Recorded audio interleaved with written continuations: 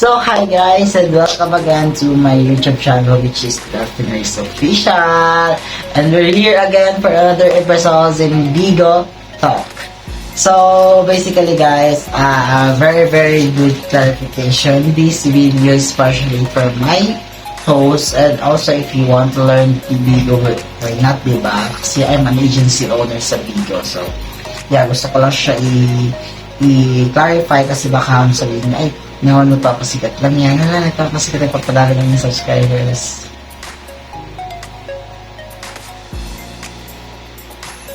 Eh, di sana ako. Aragoy! Anyway, so, balik tayo. So, for today's video, guys, I will be teaching you how to change Bigo name, Bigo ID, and profile. So, first natin gagawin, guys, para ma-change natin yung Bigo name nyo, you need to go to your profile. So, punta nyo sa profile nyo, sa top ng, I think dito siya sa right side, ng picture nyo, may makikita kayong red dots. I-tap nyo lang yon, then you can see the name. Yung name mismo, yung name ang itatap nyo, guys, para ma-change nyo siya. So, I'll be showing pictures there. Then, sa Bigo ID, same din po, doon yung po rin makikita. Just scroll down lang po kayo ng onte, makikita niyo po si Bigo ID. And then si picture naman, profile picture natin. Actually, you can put 5 pictures there. And then paglagay niyo sa 5 pictures niyo dyan, you can drag it down para makita nila yung main picture niya sa profile nito. So basically, para siyang album, pero lima lang talaga siyang pwede. So, pagkatapos niyan, I would be like teaching you guys how to check your live data. So, this part guys is ito for me, ito siya yung pinakamadali.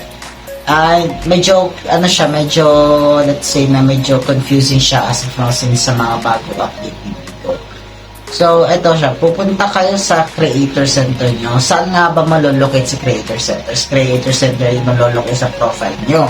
Paano malolocate si profile? Pupunta po kayo sa menu word doon sa Bigo. Di ba pag open nyo sa baba nun may mga buttons na pag live, buttons na papunta sa newsfeed.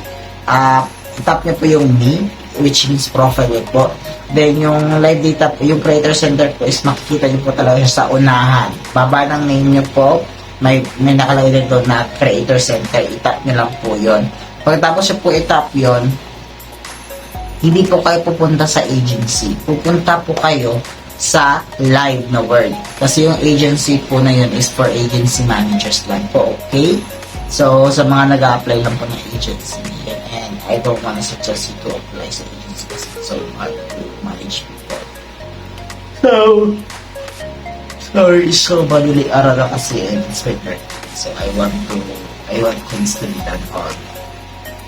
So, doon sa na yan, makikita nyo na po yung tinatawag na live data. Makikita nyo ilang minutes na receiving nyo, ilang hours na kayo, and if you want to check your agency name, you can check to the contract status, or I think, hindi ko lang alam kung ano. Basta yung contract status doon, sa baba na parang niya, may, andun, tap nyo lang doon, andun ko yun, So, paano nga ba mag-join sa family batch? Kasi family, di ba, para makapag-join sa family batch, guys, you need to find the family owner or family member.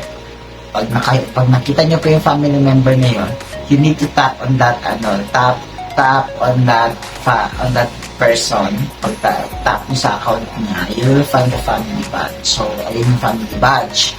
Pag tap nyo po dyan sa family batch na yan, you will find a tap to join, ganon.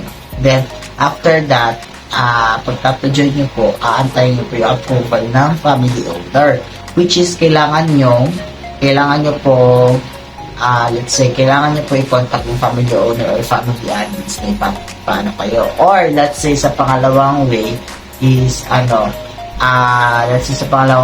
mag-i-invite sa inyo yung admin or yung na may-ari ng family. I-tap nyo lang yung link and then you can enter na sa family pag sa kanila galing kasi automatic na ma-approve. So, sa bagong update kasi si Bigo ngayon, so ang pagre-recruit sa Bigo guys is pinadali siya. So para maiwasan natin, I would like to I would like to clarify everything din naman. Para maiwasan natin yung mga misinformation natin. Guys, please pag nag-send ng invitation sa Bigo, sa mga messages, wag po kayo mag-tap tablet kasi yung ano ngayon is para mas mabilis na siya mag-encode, and then alam niyo yun, magsasend kayo ng magsasend kami ng invitation. Pag na-tap niyo po yan, pag na-accept niyo po yun, sa amin na po kayo mag-aani. Kailangan niyo po kami i-contact admins or yung owner ng agency. Kailangan niyo po i-contact yon para ma-encode kayo sa Bigo host. Tapos, ang next natin gagawin is ano po ba mga kailangan yan? Then, yung live data guys, yung sign with us pala, pag-approve na po kayo, pag nagbigay na kayo ng information, you'll be receiving sign with us. Sign with us is the contract between you and the Bigo na gamit ang pangalan namin na kami yung mag-present sa inyo para maging Bigos kayo at kami yung mag-guide sa inyo under our name. You will receive that, you will be the one to use that. And as of now, ID na lang po ang kinakailangan. Anong mga ID ang pwede? Governmental ID pwede po. Barangay ID pwede, school ID pwede, basta may birth date na nakalagay. Pagkatapos po niyan, no worries pag hindi kayo natanggap, pag na-reject siya ang first time nyo mag-apply or mag-fill up, na-reject siya, no worries, it's okay po. Mag-fill up na po kayo palagi kasi talagang may minsan na-reject talaga. Try nyo lang po ng try palagi. So, ayun, i-try nyo lang po yung try. Wala pong mawawala doon. Try nyo lang po ng try. Kasi ngayon kasi hindi naman kailangan na ng ATM. So, yes. Try nyo lang po siya ng i-try as much as possible kasi ma-approve naman po kayo as time goes by. So, ano pa ba? Yung PK schedule. Paano ba yung PK schedule? Guys, eto guys, I really want to clarify everything. Hindi nyo po kailangan manalo sa PK. Hindi nyo po kailangan manalo palagi sa PK. Kasi what is PK? PK is a battle of two hosts from different agencies, from different families. So, it is basically an event, and it is basically a fun thing in Bigo na kunwari yun, naglalaban-laban kayo sa points, naglalaban-laban kayo sa gift, para, syempre, unang sila para kumonta. Pangalawa, syempre, para mag-enjoy kayo. Pangatlo, para hindi magkasara. Okay? Kasi bakit? May mga tao kasi gusto nila, nag-i-aim sila, ay, gusto kong manalo pa lang sa PD ko. But you cannot really do that. Kasi bakit? Una sa lahat, hindi nyo hawak yung mga viewers nyo sa Bigo. Pangalawa, guys, yung PK is only a way na additional way para kumota kayo or ma-reach nyo yung goal sa Bigo. At pangatlo is PK is like additional way for you to expand your friendship in Bigo. Kasi eventually, yung ka-PK mo, yung ka-opponent mo from other agency, you can make that person as your friends. You can expand, you can expand your friendship, na gano'n. Then, ayun, more chance na magka-friends ka, more chance na manonood sa live mo, more chance na may pumasok na mga gifters sa live mo. Diba? Yun lang ang point ng PK doon. Tsaka yung PK kasi guys, dagdag points kasi yun sa agency. So, yes, maganda din yun. Kasi in case na maban kayo, you need to contact your manager to unban you. Depende kung ilang agency points pa ba meron ng manager nyo. Okay? So, ayun lang. Yun lang ang masasabi ko sa inyo guys. Ito hindi nyo kinakailangan gumastos sa Bigo. For me, let's say may give and take tayo. Pero wag kayong gumastos sa Bigo. Kasi, kaya kayo nagbigo kasi gusto nyo kumita. Ang kailangan nyo na sa pagbibigo is porsigid. Mamorsigid kayo. Ang tawag ito. You need to be more responsible sa pagiging host nyo. Kasi andyan yung ka-agency nyo, andyan yung ka-family nyo. But take note, yung ka-agency, ka-family nyo is mga host na naghahanap ng chance para kumita ng pera dito sa Bigo. So basically, you cannot trust them in your quota. You cannot trust them for the gifts na isasend nila sa'yo. You need to trust yourself para kumota ka, kumita ka sa bigo. Sipagan mo, effortan mo kasi ikaw at ikaw lang sa sarili mo ang makakatulong sa sarili mo. We're here to guide you, admin sa agency. Ako as your manager, I'm here to guide you, but the only person that will help you is yourself. Ikaw mismo ang tutulong sa sarili mo para kumota ka. Kasi may mga suggestions ako na pwede makatulong sa iyo, pero that doesn't mean na ako ang magpapakota sa iyo. I will do my best para matulungan ka.